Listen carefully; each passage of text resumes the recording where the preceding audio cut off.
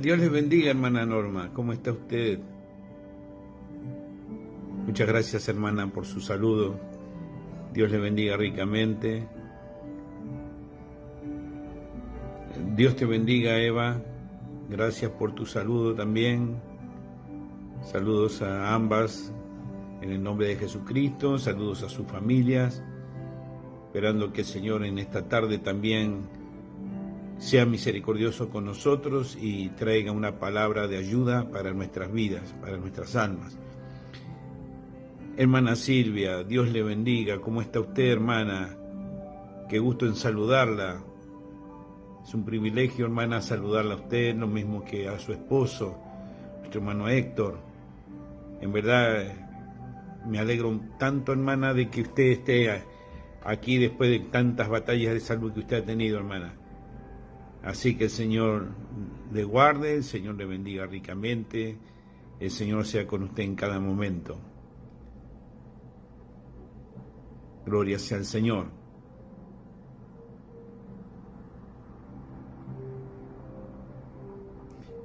Vamos a esperar que más hermanos se sigan añadiendo a esta transmisión y esperamos que el Señor nos ayude. Amén. Gracias al Señor. Como siempre, todos los martes estamos aquí, hasta el momento, compartiendo las 7 edades de la iglesia, que de todas maneras sabemos que, bueno, hemos terminado, hemos concluido con la lectura, y lo que nos quedaría de aquí en más de este libro sería el resumen de las 7 edades de la iglesia. No sin antes recordarles a todos que el origen de esta tarea, que ya creo que hemos perdido la cuenta. El otro día estábamos hablando con el hermano Andrés, no sé si hace un año o más que empezamos con la lectura de este libro, y lo hemos llevado así, despacito, tranquilos, porque el propósito era que cada hermano y hermana, considerando que había hermanos que no podían leer, que no podían realizar eso por distintas circunstancias que no vienen al caso, pero queríamos hacer nuestro trabajo. Dios le bendiga, hermano Luis. Queríamos hacer nuestro trabajo de qué. Gracias, hermano, el Señor le bendiga. De hacer lo que ellos no pueden. Entonces empezamos a leer para otros. Y como siempre hemos dicho también, es nuestro pequeño granito de arena, es nuestro vasito de agua. Por supuesto que no lo hacemos esperando nada a cambio, pero sí tenemos una promesa de parte del Señor y la hemos recalcado siempre. Dios le bendiga, hermana Mabel, qué gusto en saludarla, hermana, sinceramente. Dios le bendiga mucho, espero que se encuentre muy bien usted allá en El Dorado, Misiones. Dios te bendiga, Esther, Dios te bendiga, Gustavo. Gracias por estar ahí a cada uno de ustedes. Dios te bendiga, Marcelo. Gracias también por tu saludo. El punto está, volviendo a nuestro tema, era hacer ese trabajo. ¿Por qué? Porque un vaso de agua, y yo lo recalco una y otra vez, dado en su nombre, no perderá recompensa. A veces me apena que teniendo la oportunidad de hacer algo para la gloria de Dios, nos privemos voluntariamente de hacer un servicio. Por eso, hermano y hermana, si usted tiene eso en su corazón, no escucha al enemigo, no escucha a Satanás. Usted puede hacer un servicio a Dios. ¿Por qué? Porque Dios es un buen pagador. Absolutamente, Dios es un buen pagador. Y como buen pagador, Él no tiene deudas. Quizás no es como nosotros que por descuido, por malos administradores, muchas veces, tenemos deudas. Pero Dios no es deudor. Dios le bendiga, hermana Marta, Dios le bendiga. Dios no es deudor a nadie. Todo lo contrario, Él es un buen pagador. Amén. Por eso, cuando decimos, conforme a las Escrituras, que un vaso de agua dada en su nombre no perderá su recompensa, bueno, mi hermano, no hacerlo verdaderamente es un despropósito, si usted quiere. Es decir, perdemos una oportunidad tan maravillosa simplemente porque no queremos, porque esto, por aquello, por lo otro. No se prive de la bendición de Dios. Dios le bendiga, hermano Miguel. Así que, mis hermanos queridos, mientras se siguen agregando y conectando más hermanos, los que logro ver aquí, aquellos que no logro ver en su conexión, pero sé que después, de todas maneras, escuchan y ven esta transmisión, que Dios le bendiga a todos y a cada uno en el nombre del Señor Jesucristo. Recordándoles que quien les habla, el hermano Daniel, gloria sea al Señor. Dios le bendiga, hermano Pablo. Gracias, hermana Silvia. Estamos aquí todos los martes a las 20 horas. Quien les habla, el hermano Daniel, pastor de Tabernáculo Palabra Fiel, ubicado en la calle 142, número 1209, Berazategui, esquina 12. Tenemos nuestros cultos los días miércoles, es decir, mañana a las 19:30 nuestro culto de oración. Día sábado a las 18:30 y día domingo a las 10 de la mañana. Así que, mis hermanos, cada quien está invitado. Estamos muy, pero muy cerquita de la estación, a solo 2 cuadras de la avenida principal de Berazategui, que es la calle 14. Nosotros estamos en calle 12, calle 14, la avenida principal de Berazategui, y a solo 6 cuadras de la estación del ferrocarril, donde pasa, obviamente, el ferrocarril. Y además de pasar el ferrocarril, también pasan todos los colectivos. Y también está muy cerca de la autopista Buenos Aires-La Plata. Así que, mis hermanos, todo aquel que quiera visitarnos tiene la oportunidad. Ahora, me tomo un segundito que me olvidé de ajustar una cosita aquí. Ahí está, listo. No, perdón, me había olvidado de desactivar el audio por las dudas. Si quiere llamar a alguien, mejor que quede ahí atrás. Así que bueno, hermanos, estamos muy agradecidos. Ha sido muy bueno todo este tiempo que hemos compartido la palabra. Realmente yo lo he disfrutado. No sé ustedes, hermanos, después si quieren dejarnos sus comentarios, cuánto le ha servido este trabajo. Esperemos que haya sido de bendición para cada uno de ustedes. Dios le bendiga, hermana Miriam. Dios le bendiga grandemente.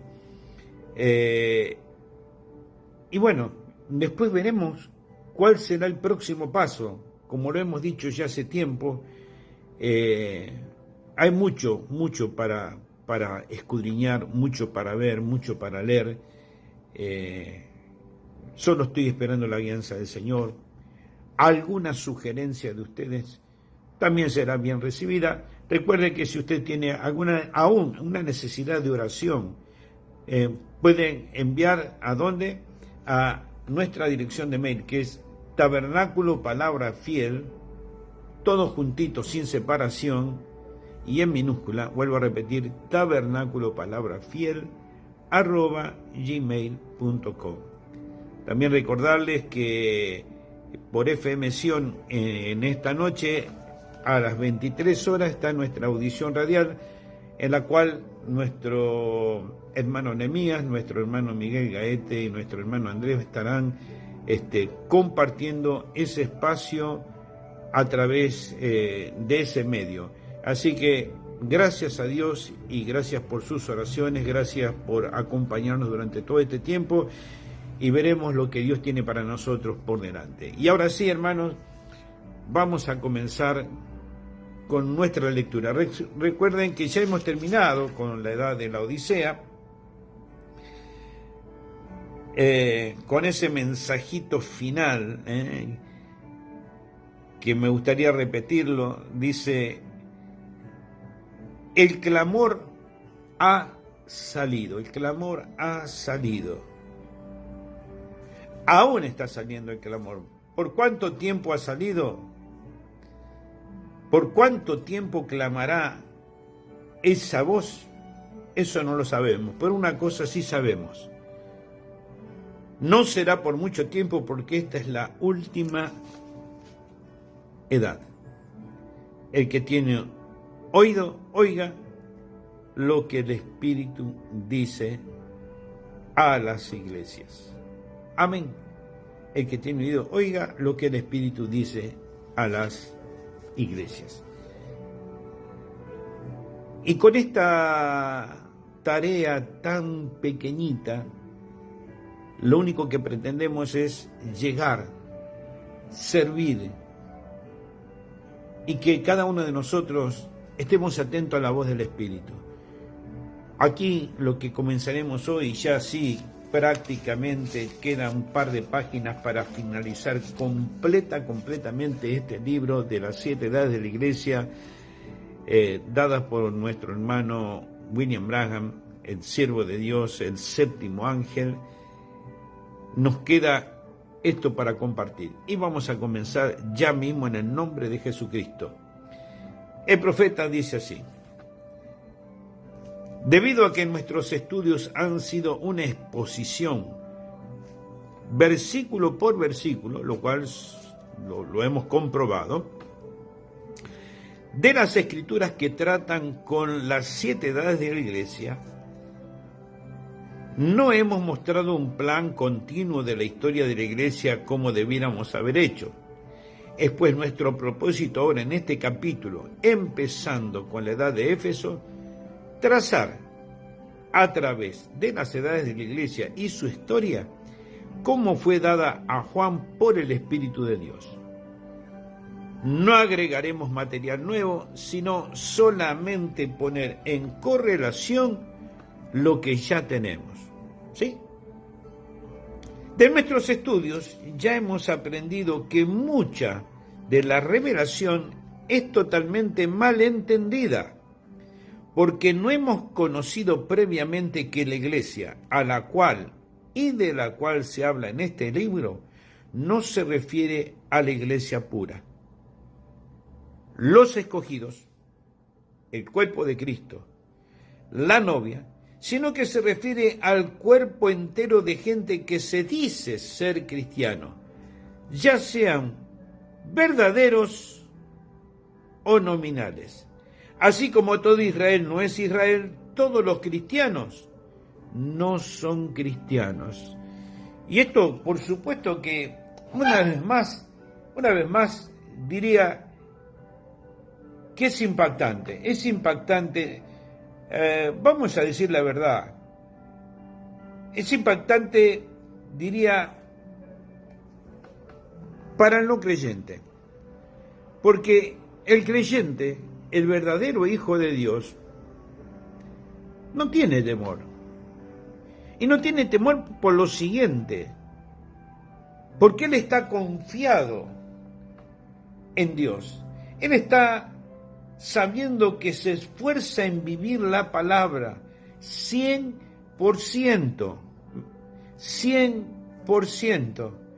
Él no se engaña. Un verdadero hijo de Dios, una verdadera hija de Dios, no se engaña a sí mismo. Sabe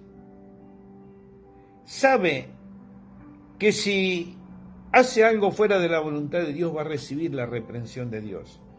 Sabe que si se equivoca Dios lo va a corregir. Sabe que Dios lo ama y que está listo y pronto para ayudarlo y a resolver problemas y circunstancias y situaciones. Pero el que no es de Dios y que no pertenece al cuerpo de la iglesia siempre está buscando problemas. Recuerde, hay una cosa que a mí me fascina, ¿no es cierto? Y que el profeta dice que de Egipto salió una multitud mixta. Si bien, por supuesto que estamos hablando del Éxodo, y el Éxodo, estamos hablando del Éxodo del pueblo de Israel hacia la tierra prometida, pero no todos los que salieron de Egipto eran todos israelitas, ya sea en la carne o no. Ya sea en la carne o no, y más bien se sumaron muchos que salieron de Egipto hacia esa tierra, acompañando o entremezclados con los israelitas. La prueba del desierto, hizo que se mostrara quién es quién. De la misma manera que al día de hoy, la prueba de este desierto prueba quién es quién. ¿Quién se queda con la palabra y quién se suelta de la palabra? ¿Quién es el que se humilla y obedece a Dios y aquel que se revela a Dios, como lo hizo Caín allá en el libro de Génesis? ¿Recuerdan este fin de semana cuando les cité, y hablo a los hermanos que pertenecen al tabernáculo, cuando les cité una palabrita que me quedó dando vuelta una y otra vez? Lealtad. Lealtad. Qué tremenda palabra. Recuerde que aquellos que son considerados como parte de la novia, que son fieles, él es fiel, pero estos también son fieles. Ellos siguen al Cordero donde quiera que él vaya. Amén. Gloria sea al Señor. Por eso, en esta salida mixta y en este mensaje que el profeta está declarando aquí, que es ya sea para el cristiano nominal o para el verdadero cristiano. El profeta sigue diciendo, así como todo Israel no es Israel, todos los cristianos no son cristianos. Aprendimos que la iglesia está compuesta de dos vides, la verdadera y la falsa. Las dos vides son motivadas por dos clases de espíritus. Una tiene el Espíritu Santo, mientras que la otra ha sido dotada con el espíritu anticristo. Ambas claman conocer y ser conocidas por Dios. Ambas dicen que hablan de parte de Dios. Ambas creen ciertas verdades básicas y están opuestas en otras. Pero siendo que ambas llevan el nombre del Señor, siendo llamadas cristianas, y por razón de llevar el nombre reclaman un parentesco a Él. Ese parentesco, el profeta lo pone entre paréntesis, dice así: Dios lo llama matrimonio. Matrimonio. Dios las hace responsables a Él y por eso habla a las dos.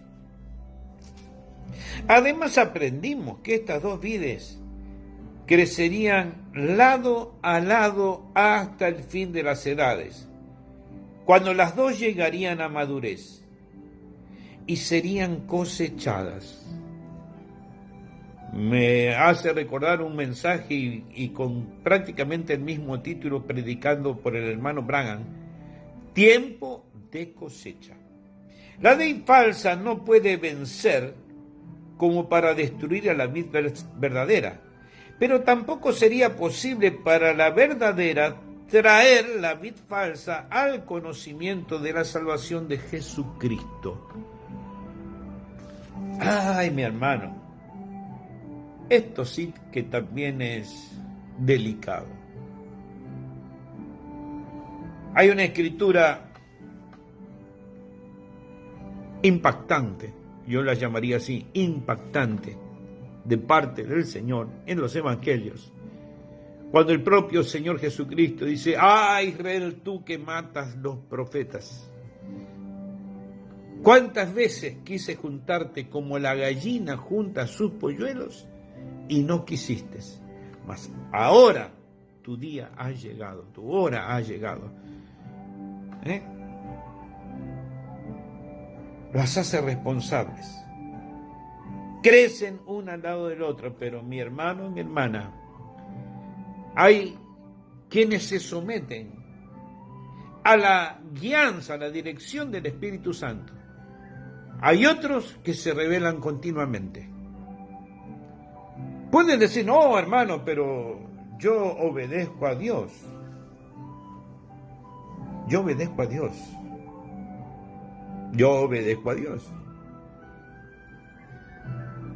¿Es a través de quién, hermano?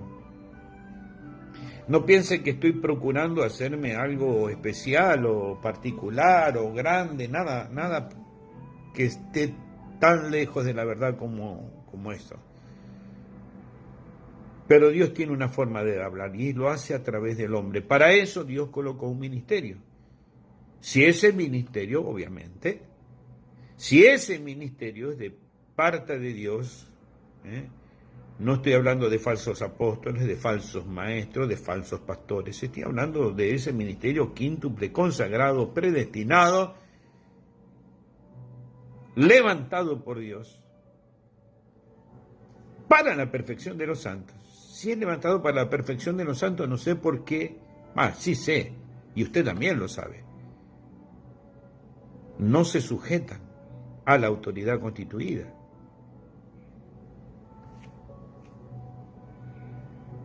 Dice: la vid falsa no puede vencer como para destruir a la vid verdadera, pero tampoco sería posible para la vid verdadera traer la vid falsa al conocimiento de la salvación de Jesucristo.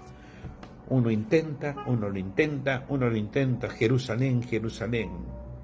¿Cuántas veces quise juntarte como la gallina junta sus polluelos y no quisiste? Te advertí, te dije: una vez más, oye, Caín, ¿por qué no haces como tu hermano Abel? Si bien hiciere, no serás enaltecido. Pero ¿por qué elegir el otro camino? Es porque no quiere, ni tampoco puede.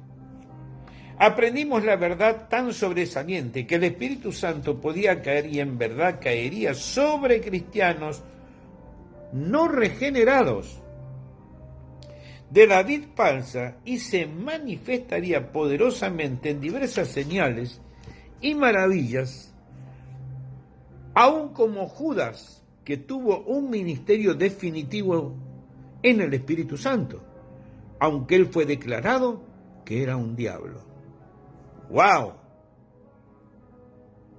Otra vez más, hermano, ¡qué aseveración! Con estos fundamentos básicos a la vista, empezamos a trazar a la iglesia a través de las 7 edades. El nacimiento de la iglesia fue en el día de Pentecostés. Al primer Adán le fue dada una esposa directamente de la mano de Dios, y ella fue libre de mancha por un tiempo breve. Ahora a Cristo, el postrer Adán, también le fue dada una esposa pura y nuevecita en el día de Pentecostés, y ella se mantuvo aparte y sin mancha por un tiempo. En el libro de los Hechos, en el capítulo 5, verso 13, si ustedes quieren acompañarme desde sus casas, y de los otros ninguno usaba juntarse con ellos, mas el pueblo los alababa grandemente. En Hechos capítulo 2, verso 47, alabando a Dios y teniendo gracia con todo el pueblo, el Señor añadía cada día a la iglesia los que habrían de ser salvos. No sabemos cuánto tiempo o por cuánto tiempo continuó esto, pero un día, así como Eva fue tentada y engañada por Satanás, la iglesia fue contaminada por la entrada de un espíritu de anticristo. En Primera de Juan, en el capítulo 4, versículo 3, dice: y todo espíritu que no confiesa que Jesucristo es venido en carne no es de Dios. Y este es el espíritu del anticristo, del cual vosotros habéis oído que ha de venir y que ahora ya está en el mundo. Jesús dijo en relación a su novia, allá en la primera edad, en Apocalipsis capítulo 2, versos 4 y 5.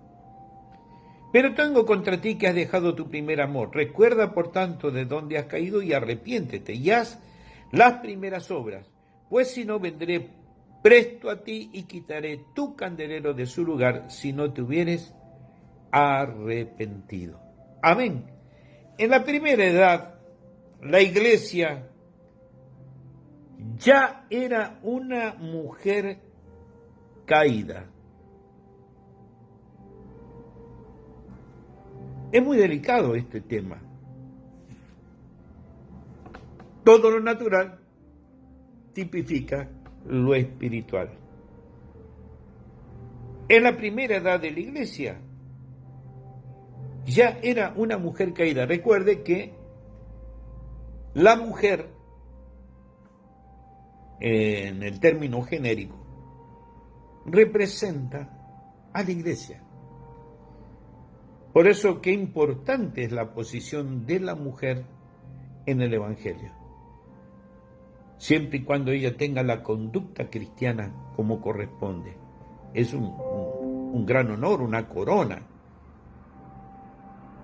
Por eso el profeta dice que, tomando el ejemplo de Eva, la primer mujer, en este caso hablando de la iglesia, en la primera edad, la iglesia ya era una mujer caída. Así como Satanás conoció a Eva antes que a Adán, ahora Satanás había engañado a la iglesia, la novia de Cristo, antes de la cena del Cordero. ¿Qué cosa tenía ella a su alrededor que causó la caída? Únicamente Apocalipsis, capítulo 2, verso 6. ¿Qué es lo que tenía ella ahí? Los hechos de los Nicolaitas. Ahí empezó la cosa. La primera edad ya se había apartado de seguir solamente la pura palabra de Dios. Ellos se apartaron de Dios y su demanda, de una iglesia absolutamente dependiente de Él, dependiendo enteramente de Dios para que Él cumpla su palabra, principio a fin, aparte de los gobiernos humanos, para seguir un sistema de nicolaísmo, lo cual significa organizar un gobierno humano dentro de la iglesia para ser como cualquier otro gobierno, legislar para la gente. Esos tentáculos, hermano, esos tentáculos terribles, siniestros del nicolaísmo, empezaron a incursionar y a meterse dentro de la estructura de la iglesia, quitando, haciendo a un lado la influencia del Espíritu Santo para que, o mejor dicho, el gobierno del Espíritu Santo en la iglesia, para que viniera el gobierno del hombre en la iglesia. Satanás, a través de ese gobierno humano, produjo esa caída. La iglesia, como la primera mujer, aceptó la mentira del diablo en vez de quedarse con la palabra. El profeta dice acá, la muerte había entrado. La muerte había entrado. ¿Cómo lo sabemos? Oímos la voz del Espíritu que salió en aquella primera edad para que todos oyeran.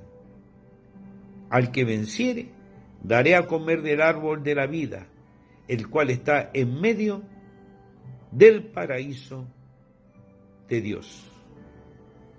Pero ¿qué pasó? La iglesia ya había bebido demasiado del árbol de la muerte. Qué triste, hermano. Consideremos esto. Me tomo un minutito nada más. Consideremos esto. En cada edad, el Espíritu de Dios promueve o nos da la oportunidad de obtener distintos galardones. Distintos galardones, como hemos visto a través de las 7 edades de la iglesia.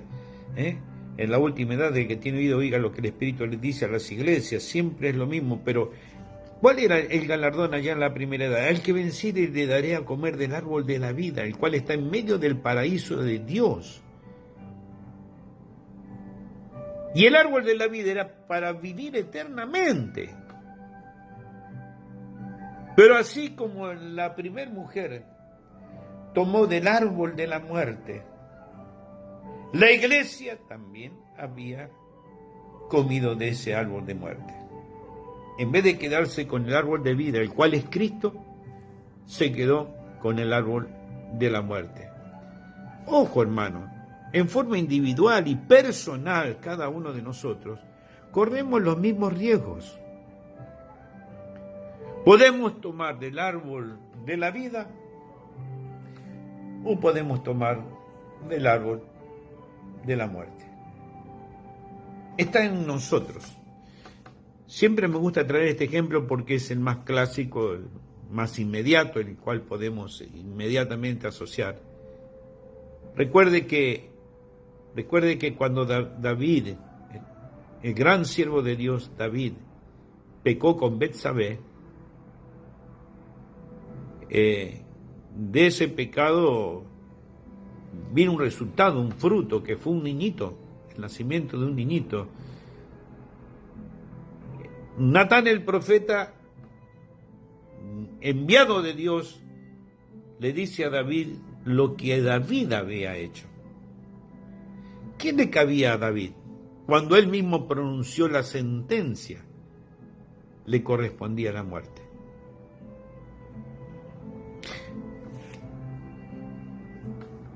¿Qué nos corresponde a nosotros, hermanos, por nuestros actos? Que juzgamos a la derecha y juzgamos a la izquierda y decimos de aquel y de aquella y de acá y de para allá, como si nunca hiciéramos nada nosotros, ¿verdad? Porque David se enojó mucho, el profeta Natán le trajo el caso a David y David se enojó, se iró. Bueno, David, ¿qué te parece que debemos hacer con esa persona? Y ahí nos preguntan a nosotros, ¿no es cierto? ¿Qué te parece? ¿Hizo bien, hizo mal? Y nosotros, el hermano o la hermana se equivocó, no debiera haber hecho nunca. ¿Qué le dijo el profeta? Tú eres ese hombre. Porque David dijo, ese hombre merece morir. Dijo, tú eres ese hombre. lo que habrá sido el rostro de David. Él mismo pronunció su sentencia.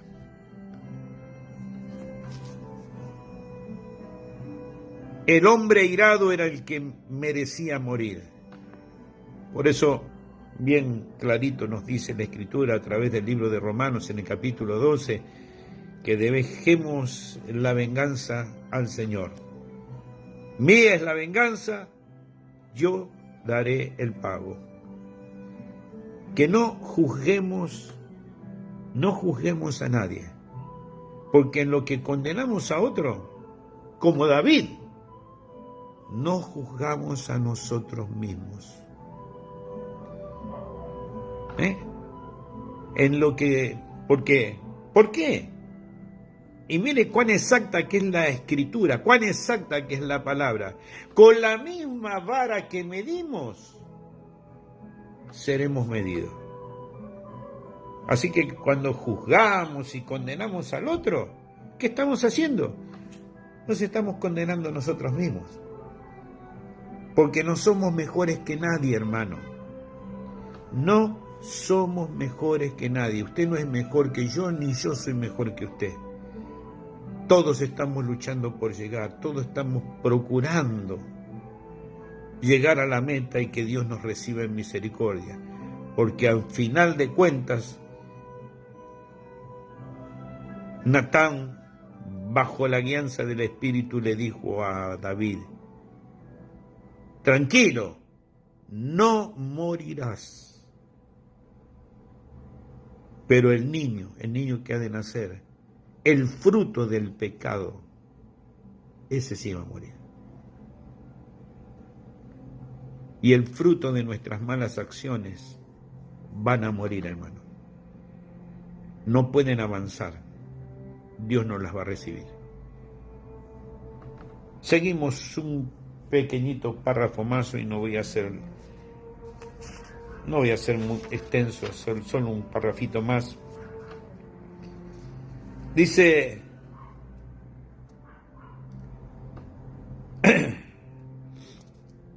la iglesia ya había bebido demasiado del árbol de la muerte, la vid falsa, denominacional, cuyo fin es el lago de fuego. Pero ahora ya no hay querubines con espadas encendidas para guardar el árbol de la vida. Dios no se ausenta de la iglesia como se ausentó del Edén. No, Él estará en medio de su iglesia hasta la edad final. Y hasta aquel tiempo, Él extiende la invitación a todos para que vengan. Ahora, aquí tenemos que tener mucho cuidado. Este mensaje, el ángel de la iglesia que está en Éfeso, no es un mensaje a la iglesia local de Éfeso, es más bien un mensaje para la edad. Aquella edad tenía en ella la simiente de la verdad y la simiente del error, exactamente como está ilustrado en la parábola del trigo y la cizaña. Las edades de la iglesia es el campo, y en este campo hay trigo y hay cizaña. Y la iglesia falsa se organizó, humanizaron el gobierno y la palabra y pelearon en contra del cristianismo verdadero. La cizaña siempre prosperará más que el trigo o que cualquier otra planta cultivada. La iglesia de la cizaña creció rápidamente en esta primera edad, pero la iglesia del trigo también estaba prosperando. Para el fin de la primera edad, los hechos de los nicolaitas estaban aumentando en las iglesias locales de la vid falsa, y esto juntamente con acrecentados esfuerzos de difundir su influencia fuera de su propio cuerpo de creyentes. Su influencia fue conocida entre la iglesia verdadera, porque hombres como el venerable Policarpo estaban llamándose obispos.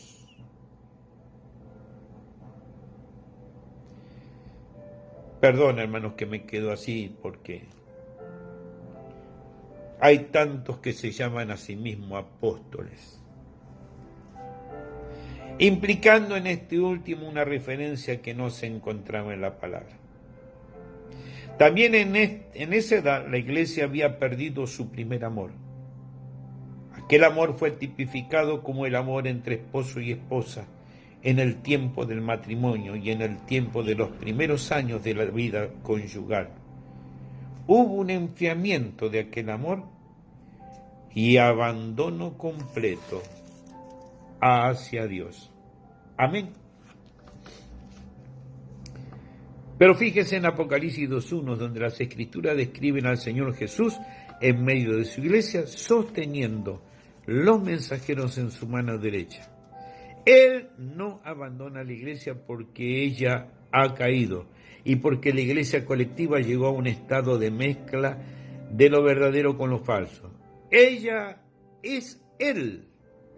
Y según Romanos 14, versículos 7 al 9, esto es exactamente la verdad. Y dice en Romanos 14, versículos 7 al 9, porque ninguno de nosotros vive para sí y ninguno muere para sí. Porque si vivimos, para el Señor vivimos, y si morimos, para el Señor morimos. Así que, o que vivamos, o que muramos, del Señor somos.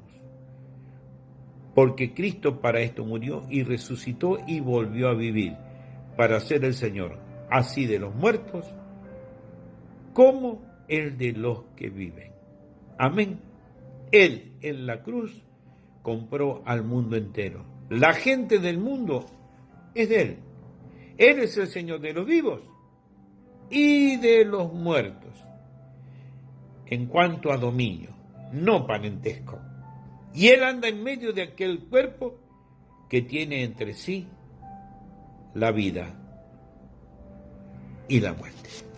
Mis queridos hermanos, esta es la pequeña porción de este martes, deseando que el Señor le bendiga a todos y a cada uno de nosotros, y nos encontraremos el próximo martes a la misma hora, a las 20 horas.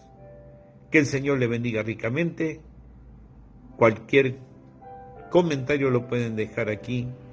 Y recuerden, mañana 19:30 horas tenemos nuestro culto de oración, sábado 18:30 horas nuestro culto general y domingo a las 10 de la mañana también nuestro culto general. Que el Señor le bendiga ricamente, un gran shalom, bendiciones. Amén.